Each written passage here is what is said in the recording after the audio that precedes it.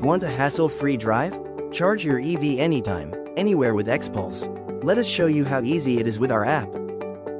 But before that, you need to follow 3 basic steps. Install the XPULSE app from the Play Store or App Store. Register your mobile number, log in the app and recharge your wallet for seamless payments. Allow necessary permissions for location and notifications to ensure full app functionality. To begin charging your EV using the XPULSE app, open the XPULSE app on your phone. Add or select your vehicle from the list. Choose a charging station near you as per your convenience. Use the trip planner feature to find chargers along your route for long journeys. Apply filters to select the correct charging gun based on availability and compatibility. Plug the charging gun into your EV, then start the session via the app or RFID card. Meanwhile, you can relax in the lounge or carry on with your work while your vehicle charges. Once charging is complete, stop the session from the app.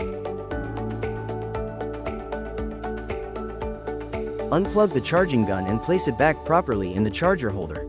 Do not leave it on the ground. You can view details of both ongoing and completed charging sessions under the Charging Sessions section. To download your receipt, go to the Invoice section in the app.